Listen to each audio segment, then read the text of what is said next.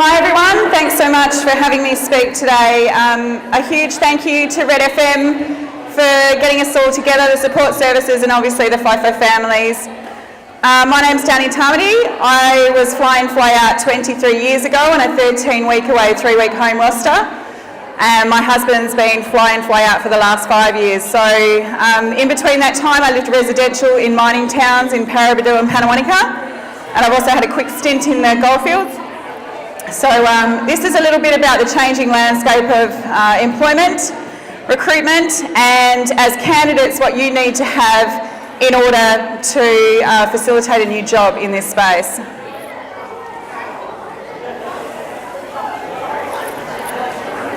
So this is a little bit about me. I've been in recruitment for the last 17 and a half years. My eldest son, Jake, who is now 18 and doing a Boilermaker apprenticeship, I was 6 months old and I was given an opportunity to try recruitment, and I madly fell in love with it. Since then, I've become a careers practitioner. I'm also a behavioural specialist with a product called Harrison Assessments, which helps individuals understand what career pathways they're most suited to and also helps benchmark candidates against one another for roles. I've done a little stint as an OH&S advisor. I've also been a mentor for the Recruitment Consultant Services Association and for Women in Mining WA. Like I said, my husband's FIFO and I am an ex-Pilbara princess. So this is my little FIFO family. I'm sure that most of my children will probably end up in the mining industry or similar industries. And this is me 23 years ago underground, my first opportunity to try a new lifestyle, and I fell madly in love with it, and here we are. This is back in Paraburdoo when I was working out on site recruiting for guys. We had to jump in trucks, jump in drills, jump in diggers, all sorts of weird and wonderful things so that we had a bit of an understanding about what the boys did and girls. Ooh.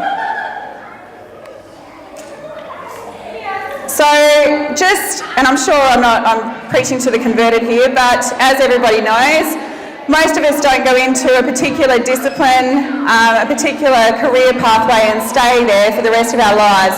We gain additional skills, soft skills, all sorts of amazing certifications in this day and age, and we can take those skills and we can move them across to either different roles or different industries. On average, people change careers around about 13 times, and most of the time in the very beginning of our career, we're often influenced by family members, friends, that sort of thing, but it's never too late to be able to change your career.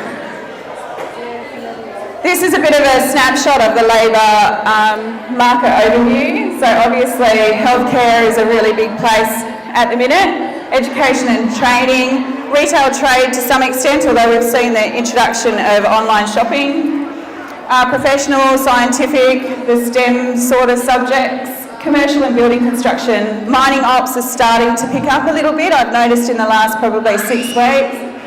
Oil and gas has had a really big slump, but again, that'll come back on board shortly. And so manufacturing, mining, construction and ag fisheries are the ones that aren't doing so well at the moment. So what do you need to have in place if you're actively seeking a new role, or you may even be a passive candidate, what we call a passive candidate. So if a recruiter was to reach out to you, you may be interested to know about opportunities out there. Gone are the days where you just need a CV or a resume. You need to have a really strong presence on social media as well, such as LinkedIn, and I'll go into a little bit more depth about that shortly. Where to find jobs. Often you don't find jobs through recruitment companies, which is, you know, my bread and butter, but essentially you'll find jobs through referrals, through your network, things like that. Again, social media plays a huge part in today's career landscapes. LinkedIn, like I said, advertisements on jobs boards and other jobs search engines like Indeed and Jora are a great way to try and find out what's available as far as a career is concerned or a new opportunity. Employment agencies, networking with like-minded industry colleagues. Like today, for instance, this is a great opportunity for you to network and to find out if there's any opportunities out there. And volunteering. I'm a big believer in giving is receiving. So if you are in a bit of a lull and you want to stay active, volunteering can also present some new opportunities as well. So employment is a two-way street. Often when people are going for new opportunities, it's a really important part of the recruitment process that you understand what the company's all about, you know, what their vision is and what they can offer you, not just what you can offer them. With regards to your CV or your resume and other additional career docs, in this day and age you need to tailor it to the specific industry or specific role generally. We want to see basic information. We don't want to worry about which school you went to and what, you know, that your hobbies include fishing and motorbike riding if they don't relate to the position that you're going for. We want to see an introduction and objective. That's really your marketing sale. That's you telling us, ideally, why you're suited for this particular company, position, role, whatever it is. We want to see formal qualifications or certifications that relate to the position in which you're applying for. Skills and attributes, specific industry or trade experience, obviously your previous employment history, but keep it really clear and concise. 4 to 5 pages maximum is all that we want to see on a CV. And obviously referees that relate to your industry and your previous experience. So social media and how that's made a huge impact on career opportunities. So these are just a handful of some social media sites. Obviously LinkedIn and Twitter, Instagram and Facebook are all social media sites, but Skills Pages, Oil Pro and Construction Hunter in particular are websites that offer employment opportunities and also detailed industry information. So they're a really good, I suppose, resource to be able to find out, you know, when the next new projects and things like that are on. A CV and cover letter is really only part of the career story. Now you need to transition that also onto your social media, including LinkedIn. So now we get to my favourite part. LinkedIn is basically your online CV. Recruiters and hiring managers will find you, especially if you've got keywords that are suitable to the types of roles that you want to be found for and the types of companies that you want to work for. So your personal summary, similarly to your career introduction and objective, needs to sell you, who you are, what you're about, what your experiences are. Make sure it's not too long-winded. Condense your experience section, but make sure that it's in there and that it's relevant again to the industry and the role. Become a groupie. There's a lot of groups on LinkedIn that are relevant to industry and positions as well, so that's a great way to find out whether or not there's an opportunity available. Ensure you have a work-related profile picture. We don't want to see anything different.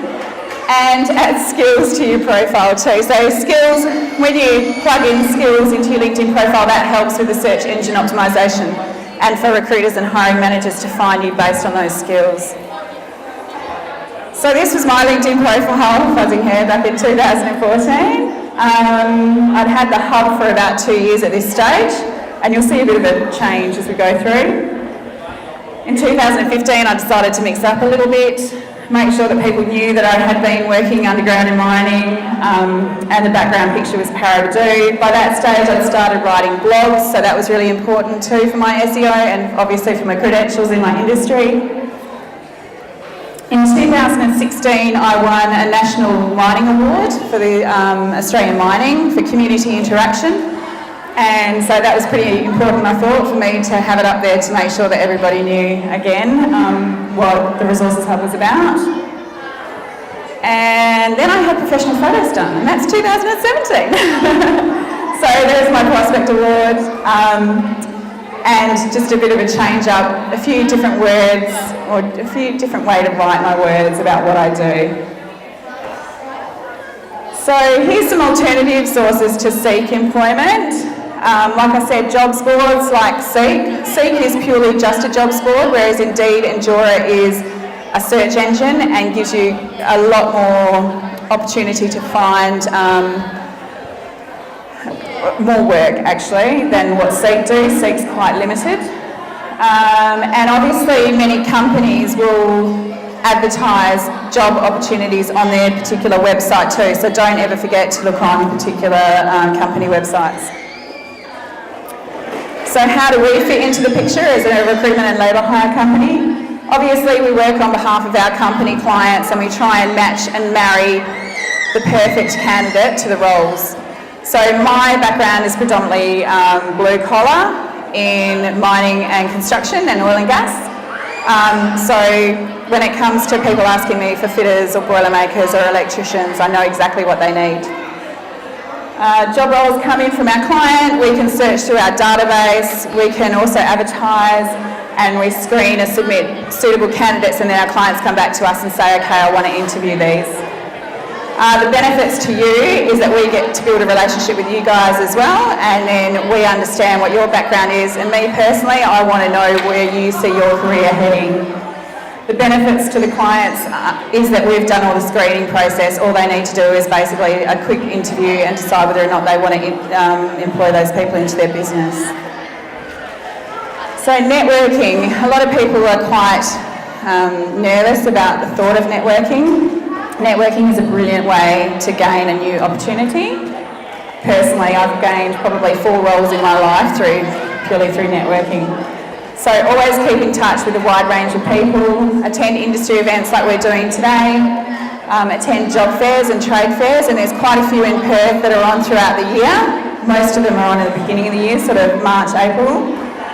Use your current list of contacts to widen your job search. So if you know somebody who's working in a particular company or working in a particular role and you have a keen interest in that, find out whether or not you can have, you can perhaps do some work experience or something like that just to see what that position might be like. Also consider networking as mutually beneficial for each other. It shouldn't just be a one-way street. And email, call and remind those people who you are. And if you do have coffee with somebody and it's based on you going to them, make sure you buy the coffee. So keep active. This has got to do with volunteering.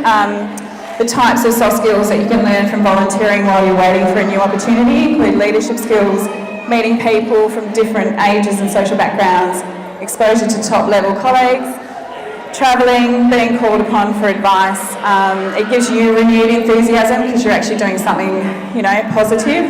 Project management experience, industry awareness, and you can add further information on your CV as well while you're having that little lull. So in summary, having the right documentation to begin with, including a CV and LinkedIn profile, is critical, especially in this current market. We're seeing a lot of people revert to casual contract and contingent roles, and therefore, there is some time lapse, obviously, between certain projects and bits and pieces. So making sure that your career documentation is up to date at all times is paramount. Look beyond the job boards, like I said, don't just rely on Seek to be able to find a position. Use your network. Send your details to employment agencies and remind recruiters who you are and that you're actively looking again. And tailor your documentation to the specific position and industry. And that's me. Thank you.